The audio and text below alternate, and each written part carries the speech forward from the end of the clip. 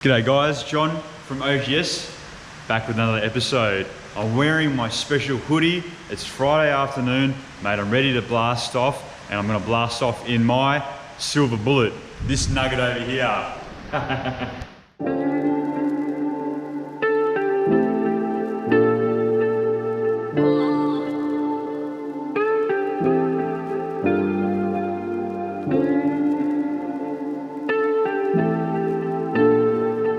Disclaimer, this isn't my car, it's my mate's car. It's a VT Commodore.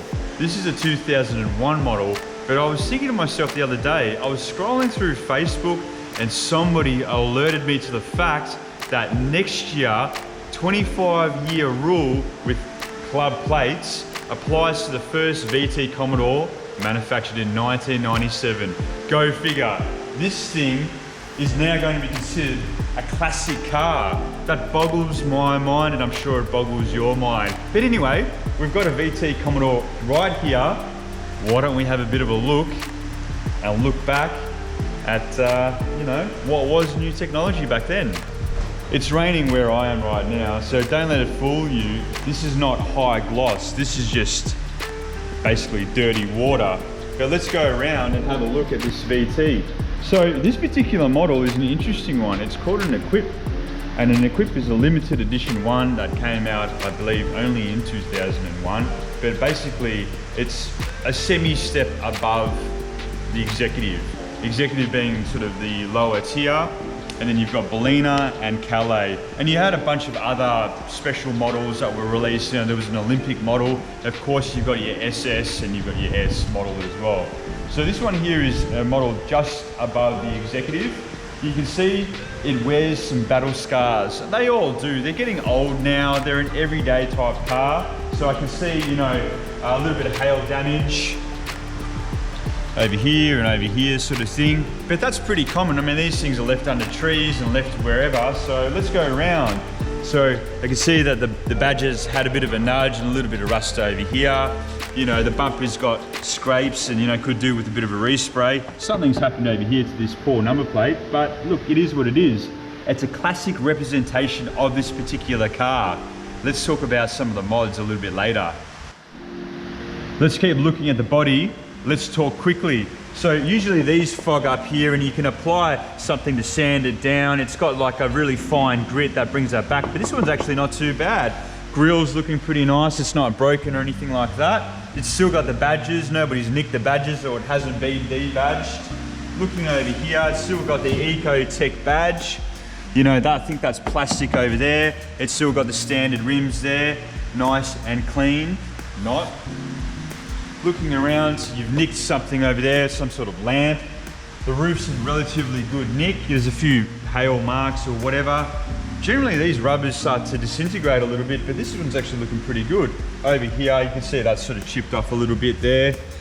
But overall, it's not too bad. I mean, let's have a look over this door, that's okay. That's just a little bit of dirt.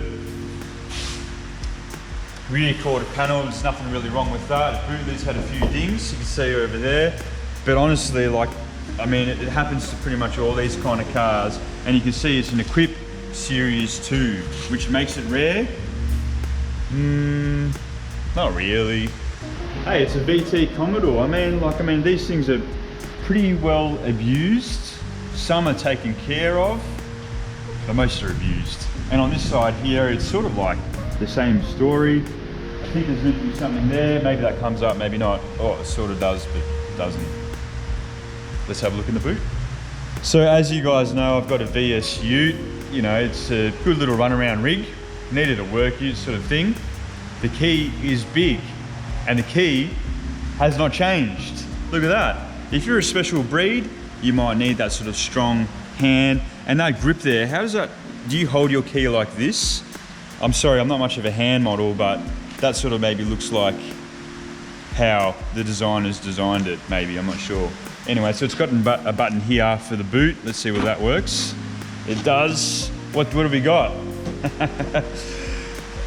I'll try my best not to just ruffle through other people's shit, but it's kind of like my favorite thing to do because I'm so nosy. People with VT Commodores or VX or VY sort of thing, they don't really worry about rust. You know, they might leave some dirt in there and over there. And you know, if it does get rusty or whatever, just throw it in the bin and probably get another one. These cars are very, very cheap. I mean, I bought one for a couple $100. You can buy them for 50 bucks if you know the right person. You can spend 5 grand if you want. But the SS Commodores with the V8 are now starting to get expensive. Expect to pay 15 grand plus for an SS Commodore that's done 230,000 kilometers and sounds like a haunted house upon startup. It's very common to see something like this over here, a subby. A lot of P-platers had this car. If your parents loved you, they'd probably buy you one, you know, that costs $5,000 or $7,000. I know that because a lot of kids, you know, at my high school, their parents bought them a VT Commodore sort of thing. And the first thing they went to was JB Hi-Fi, smack down their cold hard cash for kicker subs or something like this. So we'll test this bad boy out later on and see whether the boot rattles a little bit. We're in the back seat of a VT Commodore, and you can tell the sound deadener is actually quite good because it's not very echoey. First thing I look around for is the headlining. I can see this one's starting to sag. That classic thin felt over there.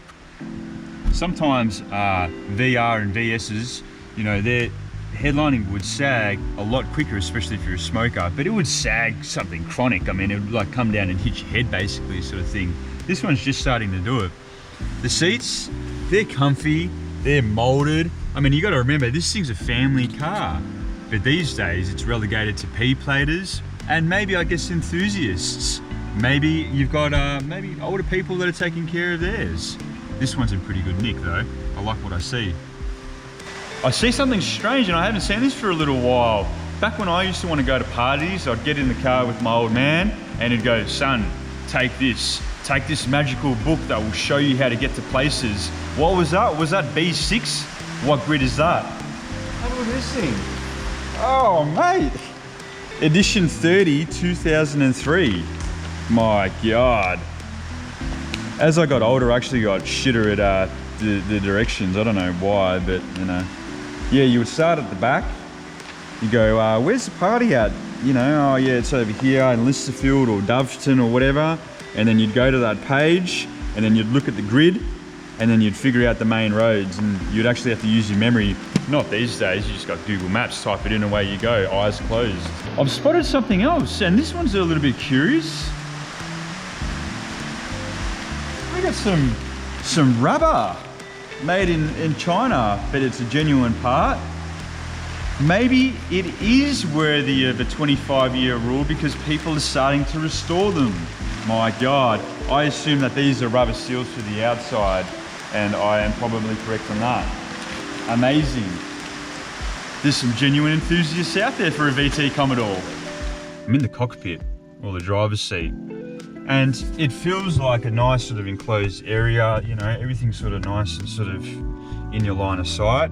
My pet peeve is basically seeing buttons with nothing on them, but I can see that there's pretty much everything here. And of course you've got your aftermarket CD player, which is very, very common sort of thing. You've got your big old stick over here. You've got this over here in the center console, which controls your electric windows. Don't try to put all your windows down at once. It might go very slow, it might not go at all. Oh, the back ones.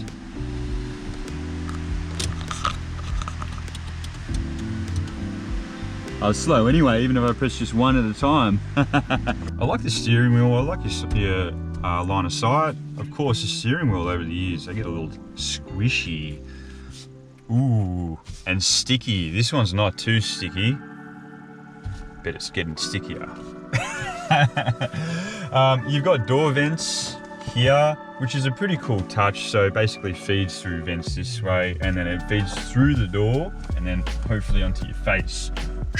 Overall, this car is pretty clean, and you know, it's quite nice and tidy sort of thing. But one thing that does have me a little stumped is what's on the person's hand when they're grabbing the Jesus rail, and how often are they grabbing the Jesus rail when they're driving, and why is it so dirty?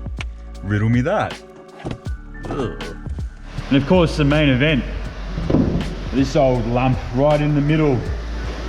Okay, what do we have here? It's a V6 3.8 litre Ecotec. Now, for this particular car, this is not the original engine. It's been replaced. From what I hear, Of course, I love that it's got double struts because I'm always concerned that it's going to fall on my head like the XD sort of thing. So I'm always sort of like holding this up cautiously. But from what I know, the original engine suffered head gasket problems. I believe it was replaced once. It still just caused issues. So this engine is from a wrecker, and it's got cobbled together parts from the original engine, but it's not the original block sort of thing. And you got to remember, these particular cars were made for V8, so there's a lot of room in between there, you know, a lot of space there. You can sort of see what you're working on. I can actually see the ground, whereas in most modern cars, they've got plastic bits all over the place. You can't see jack. So this particular engine, 170 kilowatts, about 220 horsepower, enough to do a bit of a skiddy in the wet, and maybe even a skiddy in the dry. Yeah, so look, I mean, there's a little bit more plastic here. And of course, with these engines, they've got a very lazy rollover. You'll see what I mean when I start it up and give it a few blips.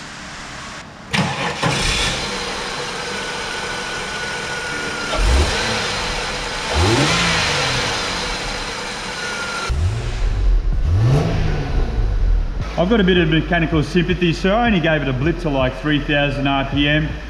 It's running, it's pretty quiet. The belts are sort of, you know, whinging a little bit there. They're sort of saying, oh, you know, it's nearly been 25 years, just let me die and send me to the wreckers. We're about to go for a test drive sort of thing, but I always like looking at people's shit, as you know. I've got the CD player and something says unanswered here, so I wonder what that is.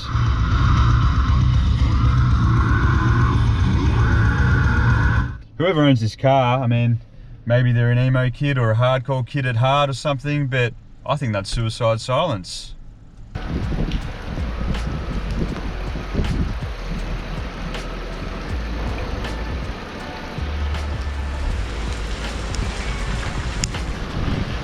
Sitting very upright.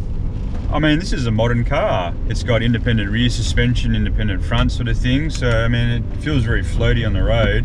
The steering is kind of like a little bit heavy, but it's not that bad, really. It just sounds like a modern car sort of thing. But you know what? This car, when it came out brand new, this particular model, I'm not sure about others, was about $31,000. I mean, that's pretty good value, especially with something that's got like 180 kilowatts sort of thing.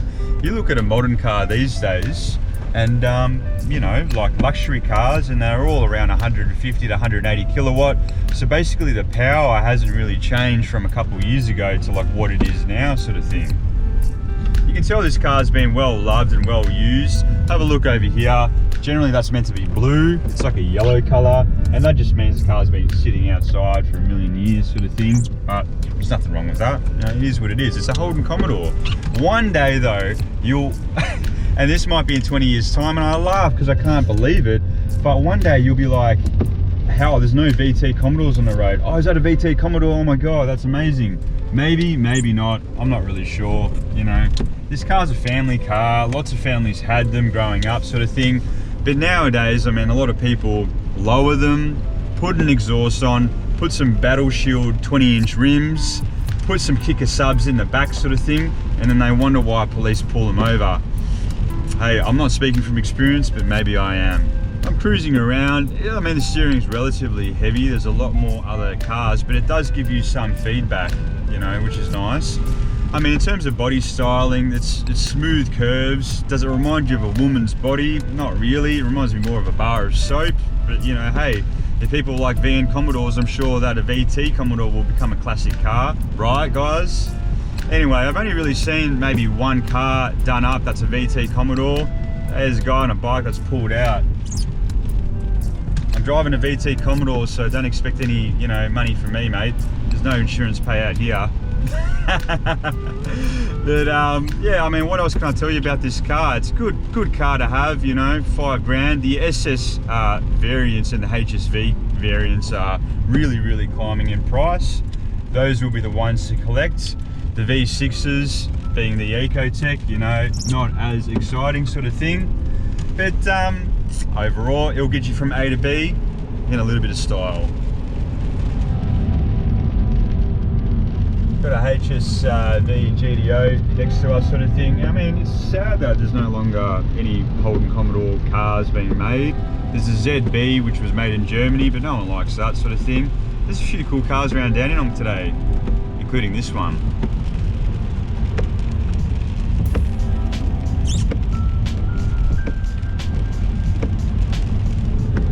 Oh, power.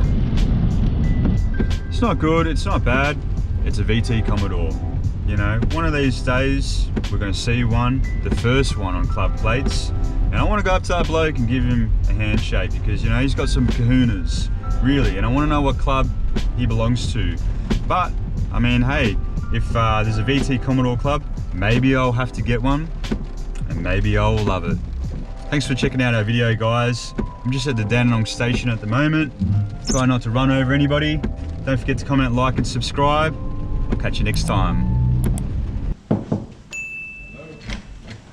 Hey mate, thanks for letting me borrow your VT. It was a truly remarkable ride, phenomenal, and I'm thinking about getting one for myself. So I appreciate it. Here you go. Yeah, cheers.